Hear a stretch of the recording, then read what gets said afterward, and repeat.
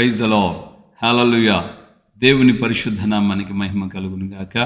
క్రీస్తునందు నా ప్రియమైన దేవుని బిడ్డలని మీ అందరికీ హృదయపూర్వకమైన వందనాలు తెలియజేస్తున్నాం. ప్రియమైన దేవుని బిడ్డలారా, ఇంతవరకు ఆయన మనల్ని కాపాడి సంరక్షిస్తూ వస్తున్నారు. ఆయన యొక్క కృప చేత అనుదినము మనం విధంగా దేవుని లేఖనాల ద్వారా మనం కొన్ని సత్యాలు తెలుసుకుంటూ దీవించబడి నడిపించబడడానికి ప్రభు సహాయం చేస్తున్నారు. నిన్నటి దినం మనం చదువుకున్నాం. 7 విధాలైన ఆశీర్వాదాలు, అద్భుతమైన 7 విధాలైన ఆశీర్వాదాల గురించి నేను మనం మొదటి 2 విషయాలు మనం ధ్యానించుకుందాం. ఈ రోజున మనం గమనించినట్లయితే అదే యోవేలు గ్రంథంలో నుండి 2వ అధ్యాయము 25వ వచనంలో మనం గమనిస్తున్నాం.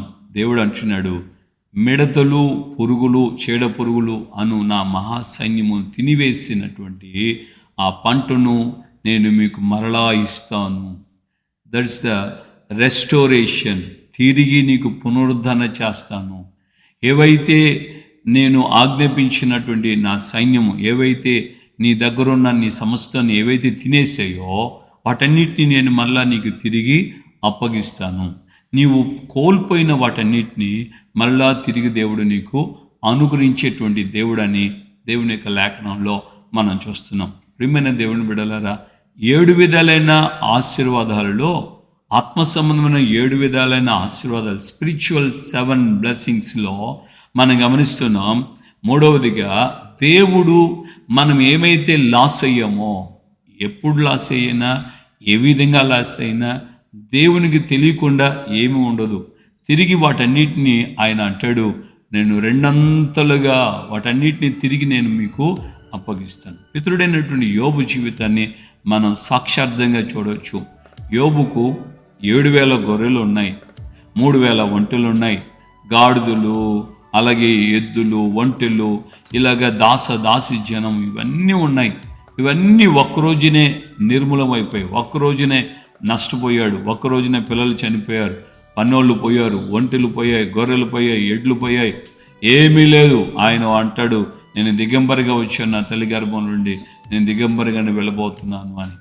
అలాంటి యోబు జీవితంలో, పితృని జీవితంలో, ఆ దేవుని యొక్క దాసుని జీవితంలో దేవుడు 42వ అధ్యాయం మనం చదువుతున్నప్పుడు దేవుడు యోబుకు ఇచ్చిన దానికంటే ఎక్కువగా 2 అంతలుగా దేవుడు ఆయనకి సమకూర్చెను. ఆయనకు 14,000 గొర్రెలు ఉన్నాయి, 6,000 ఒంటెలు ఉన్నాయి, 1000 జట్ల ఎడ్లు ఉన్నాయి, దాసి జనము, అలాగే చనిపోయిన 10 మంది పిల్లలు, అలాగే 10 మంది పిల్లలు మళ్ళా కలిగారు. ఇవన్నీ కూడా 2 అంతలుగా రెస్టోరేషన్, నీకు పునరుద్ధరిస్తాను. ఎక్కడైతే నువ్వు లాస్ అయిపోయావో, ఎక్కడైతే నువ్వు పోగొట్టుకోవాల్సి వచ్చిందో వాటన్నిటిని నీకు 2 అంతలుగా 2వసారి మరలా నేను నీకు వాటిని ఇస్తానని దేవుడు ధైర్యపరుస్తున్నాడు. దేవునికి మహిమ కలుగును గాక. అలాగే 4వదిగా మనం గమనించినప్పుడు దేవుని లేఖనం స్పష్టంగా చెప్తున్నటువంటి సత్య భాగం ఏంటంటే, మీరు కడుపార తిని తృప్తి పొంది మీ కొరకు వింత కార్యములు చేసిన మీ దేవుడని యెహోవాను మీరు స్తుతిస్తారు అని దేవుడే అంటున్నాడు. హల్లెలూయా. ఇక్కడ మనం గమనిస్తున్న 4వదిగా, మనం కడుపార తింటాం, తృప్తి పొందుతామని దేవుని ఒక వాక్యం తేటగా చెప్తుంది. ఈ రోజున చాలామంది ఉన్నాయి కానీ తృప్తి లేదు వాళ్ళకి. ఉన్నాయి, కొంతమంది స్త్రీల గురించి చెప్తున్నానని భిన్నంగా అనుకోకండి, కానీ అదేంటో కానీ ఉన్నాయన్న తృప్తి మాత్రం ఉండదు. శారీస్ ఉన్నాయా, సరిపోతాయని అనుకోరు. ఇంకా ఏదైనా కొంటే బాగుండు, ఇంకా కొత్తది కొంటే బాగుండు, నెలకు ఒక కొత్తదైనా కొనాలి, నెలకు ఒకటి డ్రెస్ అయినా తీసుకోవాలి. ఈ ఆడపిల్లలు, చిన్నపిల్లలు, యవనస్తులు అయితే నెలకు ఒక డ్రెస్ అన్న బాగుండు. అసలుకి ఆదాయము ఎంత, మన ఖర్చులు ఎంత, మనకున్న పరిస్థితి ఏంటి, ఫ్యూచర్ ఏంటి, ఇంట్లో నేను ఒక్కదాన్నే కాదు, నా పిల్లల పరిస్థితి ఏంటి, భర్త సంపాదన, భార్య సంపాదన, తల్లిదండ్రుల సంపాదన ఎంత, ఏంటి, మేమేంటి పరిస్థితులు అన్న తృప్తి, ఆ యొక్క ఆలోచన రాకపోగా ఎంతకీ క్రొత్తవి ఇంకా ఏదన్నా ఉంటే ఇంకా నెల. నేను ఒకసారి ఒక ఆయన గురించి విన్న, మహాభక్తుడు ఆయన గురించి నేను విన్న మాట ఏంటి, ఒక సందర్భంలో ఒక అతను అంటాడు, ఏమండి ఆయన గారు బట్టలు కొనడానికి వస్తే, బట్టలు కుట్టియడానికి వస్తే ఒక్కసారి వచ్చాడంటే 10 జతలు కుట్టిస్తాడండి. ఏకదం 10 జతలు కుట్టిచ్చేస్తాడు. అది ఒక నెలకు సరిపోతాయో, ఒక సంవత్సరానికో ఆ యొక్క స్టాటిస్టిక్స్ మనకు తెలియదు, కానీ మొత్తానికి భక్తుడు వస్తే 10 జతలు కుట్టించకుండా పోడట. అవన్నీ తీసుకొచ్చి టైలర్ దగ్గర ఇచ్చి ఆయన దగ్గర మొత్తం ఆల్తాన్ని ఇచ్చేసి 10 జతలు అట్ ఎ టైం.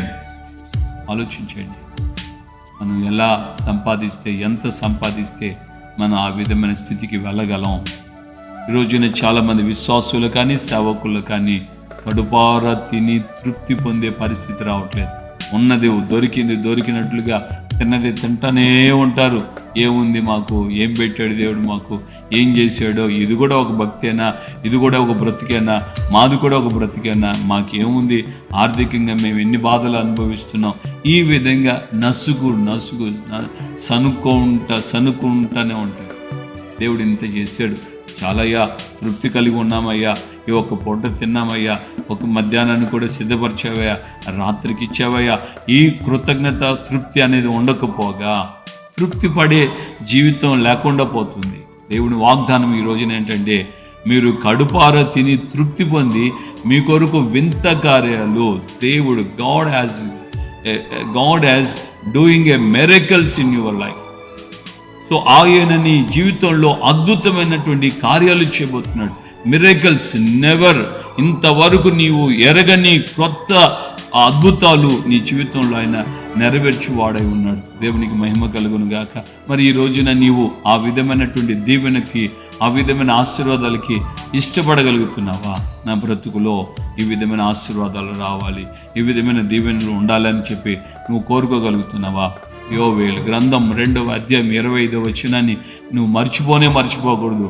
నా కొరకు వింత కార్యాలు చేస్తున్న దేవుని నేను స్తుతించాలి, నేను కడుపారా తిని తృప్తి పొందుతున్నాను. అలాగే మనం గమనిస్తున్నాం, దేవుని యొక్క వాక్యం అంటుంది, ఈ యొక్క చెడు పురుగులు, మిడతలు ఇవన్నీ తినేసిన వాటన్నిటిని 2 అంతలుగా నేను మీకు వాటన్నిటిని మళ్ళీ పునరుద్ధరిస్తాను, వాటన్నిటిని మీకు మళ్ళీ ఇస్తాను అని చెప్పి దేవుని వాగ్దానం. మరి ఈ రోజున స్తుతించగలుగుతున్నావా? సంతోషించగలుగుతున్నావా? ఉన్న దానిని బట్టి స్తుతించు, తృప్తి పొందు. ఒక ఉద్యోగం ఉందా? తృప్తి పొందు. ఒక చిన్న వ్యాపారమా? తృప్తి పొందు. దాంట్లో నమ్మకంగా ఉండు, దాంట్లో ప్రార్థన జీవితంతో పరిశుద్ధతను కాపాడుకుంటూ ఉండు. తగిన కాలమందు ఆయన నిన్ను హెచ్చిస్తాడు. ఆమేన్. హల్లెలూయా. ప్రార్థన చేసుకుందాం. పరిశుద్ధుడైన తండ్రి, మీ పాదాల స్తోత్రాలు. ఈ ఉదయకాలమందు మాతో మీరు మాట్లాడి మమ్మల్ని మీరు బలపరిచారు, ధైర్యపరిచారు. మిడతలు, చీడ పురుగులు, ఈ యొక్క నాయన అయ్యా, చీడ పురుగులు ఏమి తిన్నా వాటన్నిటినీ తిరిగి నేను మీకు మరలా ఇస్తానని చెప్పారు. అలాగే నా ప్రభువా, అయ్యా, మీ యొక్క వాగ్దాన ప్రకారంగా నా ప్రభువా, అయ్యా, మీరు చెప్పిన మాట ప్రకారంగా నా తండ్రి, ప్రతి వ్యక్తిగత జీవితంలో నాయన తృప్తి అనేది వారు నేర్చుకోవడానికి సహాయం చేయండి. అలాగే తృప్తితో పాటు మీరు వారి కొరకు చేయబోతున్న అయ్యా మిరకల్స్, అద్భుతాల గురించి ఎదురు చూస్తూ ప్రతిరోజు దేవుని ద్వారా ఒక అద్భుతం నేను పొందాలి అన్నటువంటి ప్రార్థన, పరిశుద్ధత జీవితాన్ని కలిగి మీ సన్నిధిలో ముందుకు సాగుటకు సహాయం చేయండి. మాటల చేత ఒక్కొక్కరి మీరు బలపరిచి నడిపించి మీ యొక్క నామాన్ని మహిమ తెచ్చుకోమని యేసయ్య నామములో ప్రార్థన చేసి పొంది ఉన్నాము తండ్రి.